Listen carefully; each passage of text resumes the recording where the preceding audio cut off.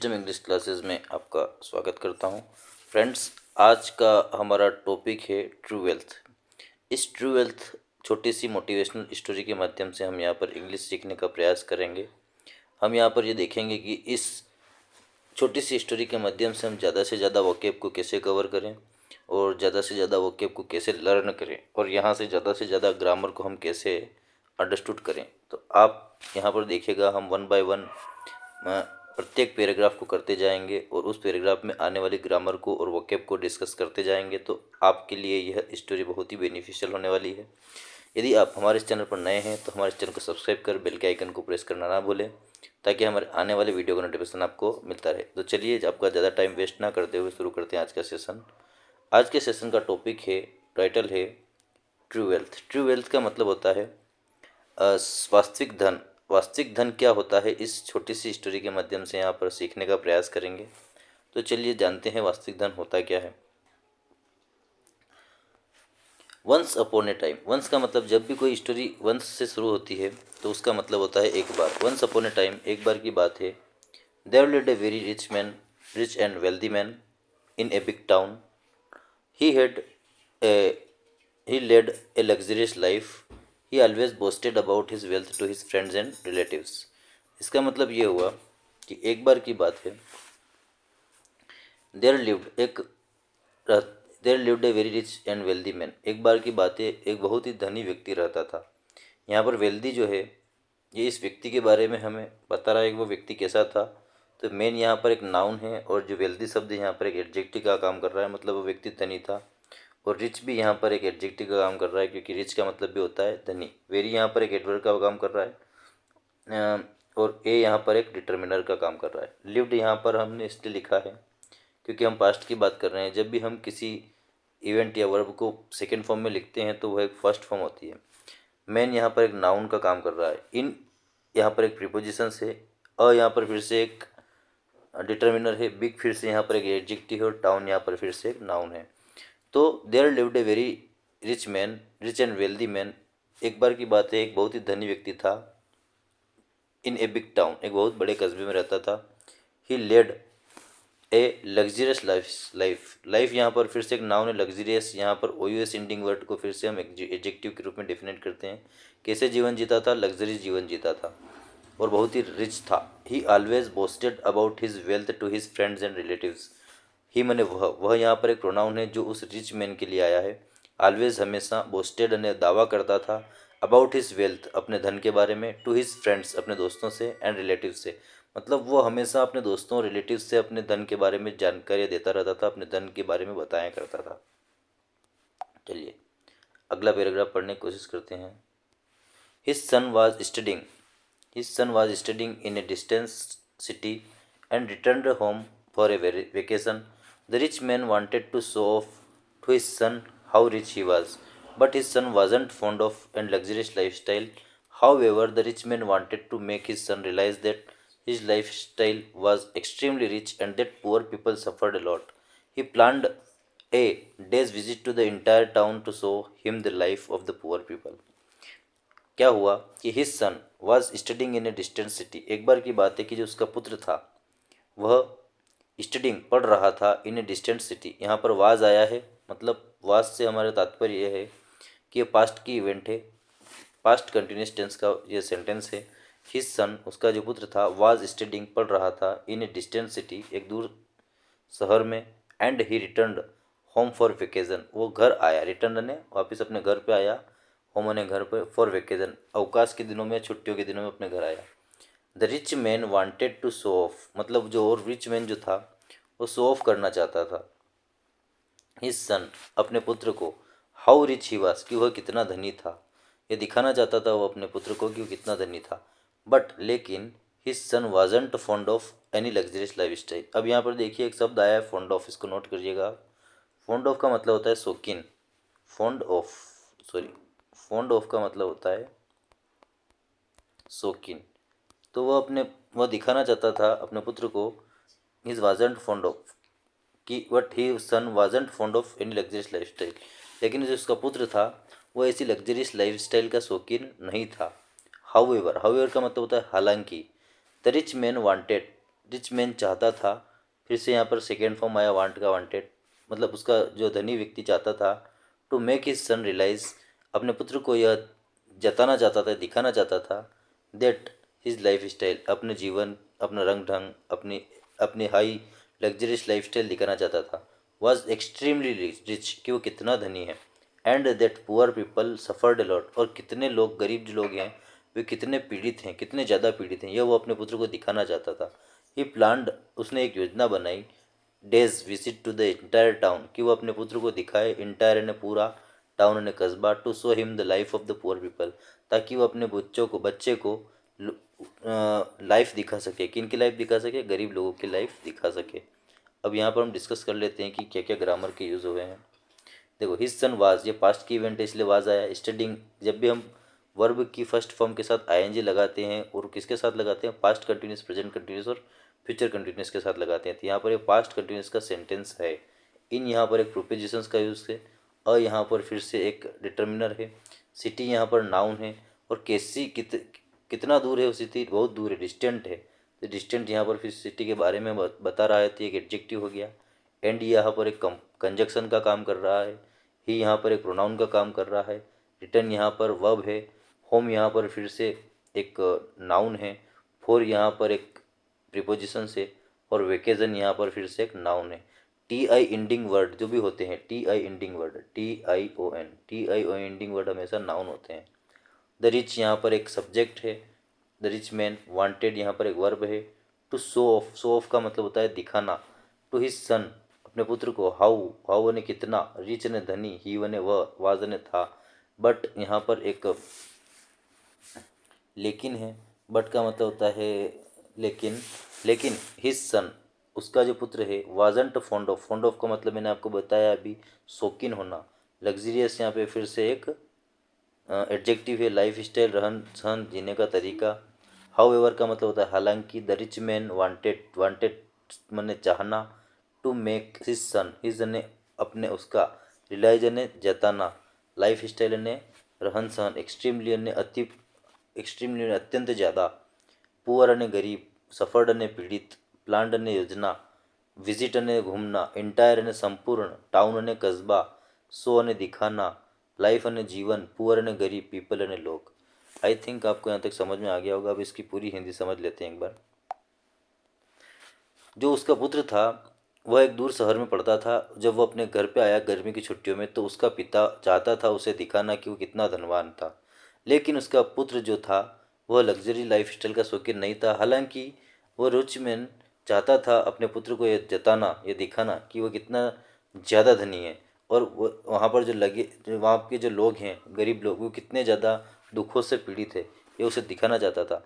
तो उसने एक योजना बनाई कि वह एक दिन अपना पूरा गांव कस्बा उसे दिखाएगा, और अपने वहाँ पे जो रहने वाले गरीब लोग हैं उनकी लाइफ स्टाइल उनको दिखाएगा कि वो कितने गरीब है और मैं कितना अमीर हूँ।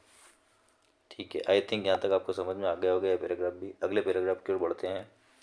The father and the son took chariot and visit the entire town. This returned home after 2 days. The father was happy that his son was very quiet after seeing the poor people, honoring the rich man, and after witnessing the sufferings of the poor due to lack of facilities. क्या कहना चाह रहा है कि जो father था वह जब आया वापस से, the father and the son to की कैरियट, उन्होंने, कैरियट का मतलब होता है एक रथ लिया, उन्होंने एक तांगा लिया, रथ कह सकते हो, तांगा कह सकते हो। एंड विजिटेड, यहाँ पर टुक जो है सेकेंड फॉर्म है वर्ब की, उन्होंने लिया एक क्रिएट, एक तांगा, एंड विजिटेड, और विजिटर ने भ्रमण करके लिए निकल गए, इंटायर मतलब संपूर्ण, टाउन ने कस्बे में। तो फादर और पुत्र ने एक तांगा लिया और उस तांगे में बैठ करके पूरा नगर भ्रमण करने के लिए निकल गए। दे रिटर्न होम आफ्टर 2 days, और वे वापस घर कितने दिनों में आए, 2 दिनों के भीतर वापस घर आए। द फादर वॉज हैप्पी, जो बाप था, पिता था, वो हैप्पी था, खुश था, क्यों, दैट कि his son was very quite, कि उसका पुत्र बहुत चुप था। आफ्टर सीइंग, ये देख करके, the poor people honouring the rich man, कि उसके जो गरीब लोग हैं वो ऑनरिंग, सम्मान कर रहे हैं उस रिच मैन, अपने पिताजी का, उसके पिताजी का सम्मान कर रहे हैं। एंड आफ्टर विटनेसिंग, और इस बात की गवाही दे रहे हैं, the suffering of the poor due to lack of facilities, कि वो जो गरीब लोग हैं वो कितने पीड़ित हैं, क्योंकि उनके पास फैसिलिटीज़ की कमी है, लेक है, फैसिलिटीज़ है ही नहीं उनके पास। इस चीज़ को देख करके उसके पिता खुश हो रहे थे कि मेरा बेटा अब जान गया है कि मैं कितना अमीर हूँ, कितना समृद्ध हूँ, कितना लग्जरी लाइफ स्टाइल है मेरी, उन गरीबों के पास कुछ भी नहीं है। इस बात की गवाही मैंने अपने पुत्र को दे दी है और मेरा पुत्र भी अब समझ चुका है कि वास्तव में मेरे पिताजी कितने अमीर हैं और ये गरीब लोग कितने गरीब हैं। आई थिंक यहाँ तक आपको समझ में आ गया होगा। चलिए बढ़ते हैं नेक्स्ट पैराग्राफ की ओर। The rich man asked his son. अब देखिए, जब भी हम कोई पैराग्राफ किसी इन्वाइटेड कॉमा के भीतर लिखते हैं तो ये सेंटेंस उस व्यक्ति द्वारा कहा गया है, मतलब उसके द्वारा बोला गया है। तो the rich man asked his सन, और रिच मैन ने अपने बेटे से पूछा, डियर बॉय, प्यारे बच्चे, how was the trip, trip कैसी थी, हैव यू एंजॉयड इट, क्या तुमने इसे एंजॉय किया। यस माई डैड, हाँ मेरे पिताजी, it was a great trip with you, ये आपके साथ एक ही बहुत ही महान ट्रिप थी, बहुत ही ग्रेट ट्रिप थी। द सन रिप्लाइड, बच्चे ने उत्तर दिया। रिप्लाइड का मतलब वापस उत्तर देना, ट्रिप का मतलब होता है यात्रा। सो इसलिए, what did you learn from the trip, what did you learn from the trip, तुमने इस ट्रिप से क्या सीखा। द फादर आस्क्ड, पिता ने बताया, पूछा। द सन वॉज साइलेंट, लेकिन बच्चा चुप रहा। अब यहाँ पर आने वाली कुछ इम्पोर्टेंट मीनिंग को डिस्कस कर लेते हैं। रिच मैन का मतलब आपको पता है, आस्क्ड मतलब होता है पूछना, डियर ने प्यारा, ट्रिप ने यात्रा, हाउ ने कितनी, वाज ने था, पास्ट में हम बात कर रहे हैं। Have you enjoy, enjoy it का मतलब होता है आनंद लेना। ग्रेट ने महान, रिप्लाइड ने आंसर देना, डिड ने पास्ट की इवेंट है, व्हाट डिड यू लर्न, तुमने क्या सीखा, फ्रॉम द ट्रिप, इस यात्रा से, फ्रॉम ने से। द फादर आस्क्ड, पिता ने पूछा, आस्क्ड ने पूछना। द सन साइलेंट, साइलेंट का मतलब होता है चुप। Finally you have realised, realised का मतलब आभास होना या अनुभव होना। फाइनली यू हैव रियलाइज्ड, आखिरकार तुमने यह अनुभव कर ही लिया। हाउ द पुअर सफ़र, कि कितने लोग सफ़र हैं, पीड़ित हैं, ये गरीब लोग हैं, कितने पीड़ित हैं। And how they actually live, और वे वास्तव में कितनी गरीब स्थिति में रह रहे हैं। सेड द फादर, यह बात पिता ने अपने पुत्र से कही। चलिए आगे बढ़ते हैं।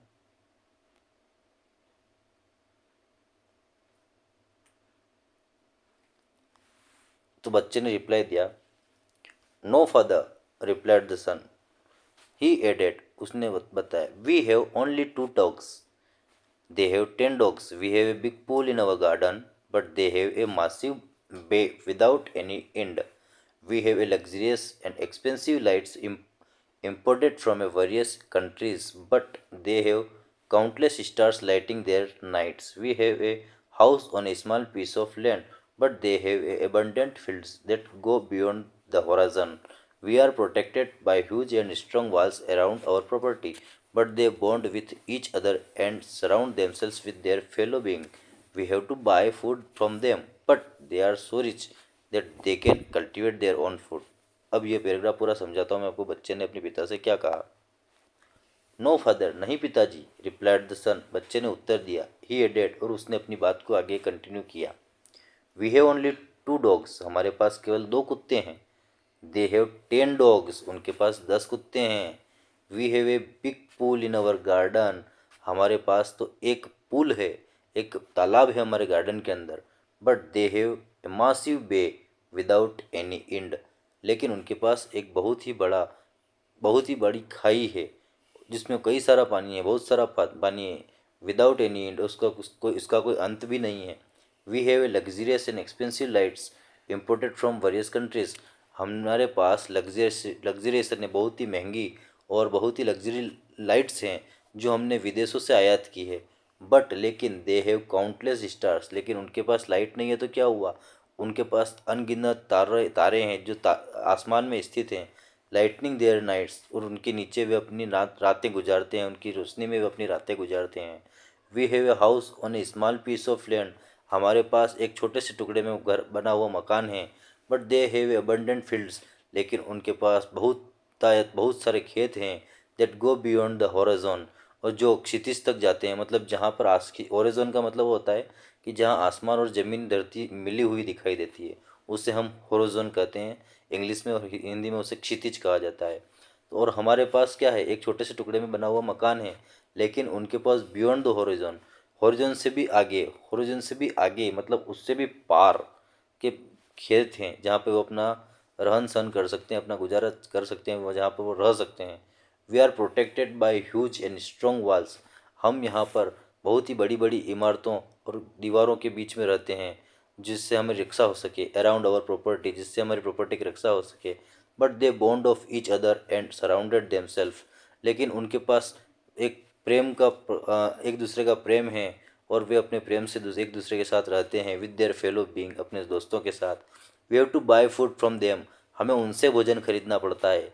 But they are so rich, वे बहुत धनी हैं, that they can cultivate their own food, ताकि वे अपना खुद का भोजन खुद पकाते हैं और खुद खाते हैं।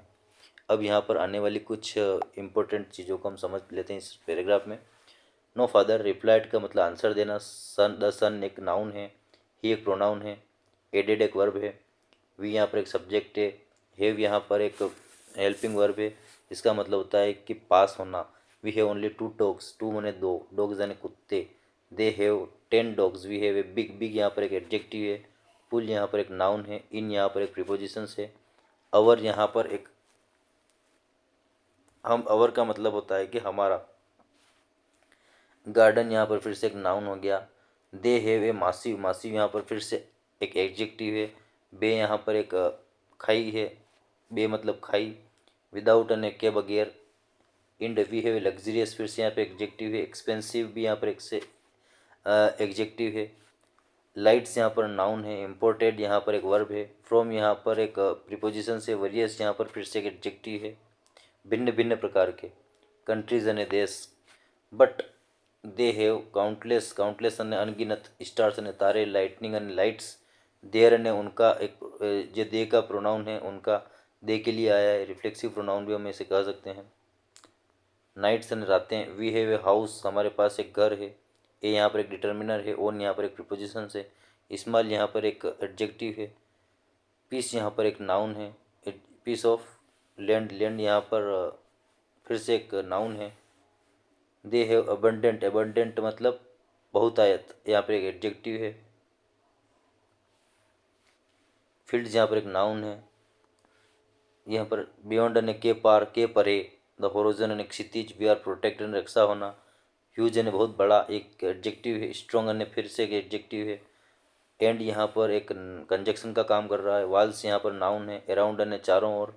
और अने हमारा, प्रॉपर्टी अने संपत्ति, बट अने लेकिन, देम अने वे, बॉन्ड ऑफ, बॉन्ड माने प्रेम, विथ अने साथ, ईच अदर अने एक दूसरे के, एंड अने और, सराउंड अने घिरावना, देमसेल्फ अने उनके साथ, विथ अने साथ में, देर अने उनका, फेलो अने साथी, बीइंग अने मनुष्य, बीइंग अने फेलो बीइंग मतलब मनुष्य के साथी, वी मने हम, हैव टू मने बाय। हैव टू जहाँ पर भी आता है वहाँ पे हम पढ़ना, पढ़ता है या पढ़ती ही का सेंस आता है। तो यहाँ पे हैव के साथ टू है, मतलब वी हैव टू बाय, हमें खरीदना पड़ता है। फूड अने भोजन, फ्रॉम देम उनसे, मतलब हमें उनसे भोजन खरीदना पड़ता है। But they are so rich, वे इतना धनवान है, दैट दे कैन कल्टिवेट, वे कल्टिवेट कर सकते हैं मतलब उगा सकते हैं, देयर ओन फूड, अपना खुद का भोजन। कैन यहाँ पर एक मॉडल है। चलिए पढ़ते हैं नेक्स्ट पैराग्राफ की ओर। The rich father was stunned, मतलब स्तब्ध हो गया। स्टंड का मतलब स्टंड होना। तो the rich man was stunned, हो गया था। यहाँ पर एक पेसिव वाज के साथ जब भी हम क्रिया के थर्ड फॉर्म का यूज़ करते हैं तो वहाँ पर वो पेसिव स्ट्रक्चर होता है। तो the rich father was stunned, जो धनी पिता था वो स्टंड हो चुका था। एंड स्पीचलेस, और उसके पास कोई शब्द नहीं थे। ऑन हियरिंग, ये सुन करके, हिज सन्स वर्ड्स, अपने पुत्र के शब्द सुन करके उसके पास कोई बोलने के लिए शब्द नहीं बचे थे। अब क्या बोले। फाइनली, अंत में, द सन एडेड, बच्चे ने कहा, डैड, पिताजी, thank you so much for showing me, आपको बहुत बहुत धन्यवाद मुझे ये सब दिखाने के लिए। Who is rich and who is poor, कौन अमीर है और कौन गरीब है। Thank you for letting me understand how poor we really are, आपको बहुत बहुत धन्यवाद कि आपने मुझे ये आभास दिला दिया कि हम वास्तव में कितने गरीब हैं। True wealth is not measured by money, जो सच्चा धन है ना, वो केवल पैसों से नहीं मापा जाता है। एंड प्रॉपर्टी, संपत्ति से नहीं आंका जाता है। True wealth is created in good friendship, true wealth बनाई जाती है एक अच्छी दोस्ती में। एंड कॉम्पनसेट रिलेशनशिप, और एक अच्छे से सहयोगात्मक रिश्तेदारियों में, रिश्तेदारियों से ही एक अच्छा धन बनता है, न कि ये दिखाने से कि अपने पास कितना धन है। एक अच्छे संबंधी, एक अच्छे रिलेशनशिप के माध्यम से ही अपने अच्छे हम अच्छे धन की प्राप्ति को कर सकते हैं, क्योंकि एक रिश्ता ही एक बहुत अच्छा सबसे बड़ा उपहार है, धन है लोगों के लिए। तो दोस्तों, आपको ये छोटी सी हमारी मोटिवेशनल स्टोरी कैसी लगी? आशा करता हूँ आपको हमारी यह स्टोरी अच्छी लगी होगी। अगर आपको हमारा यह वीडियो थोड़ा अच्छा लगा हो तो इसे अपने दोस्तों के साथ शेयर कीजिए। और अभी तक अगर आपने हमारे इस चैनल को सब्सक्राइब नहीं किया है तो हमारे इस चैनल को सब्सक्राइब कर बेल के आइकन को प्रेस करना ना भूलें, ताकि हमारे आने वाले वीडियो का नोटिफिकेशन आपको मिलता रहे। थैंक यू दोस्तों, मिलते हैं नेक्स्ट वीडियो में। Thank you very much.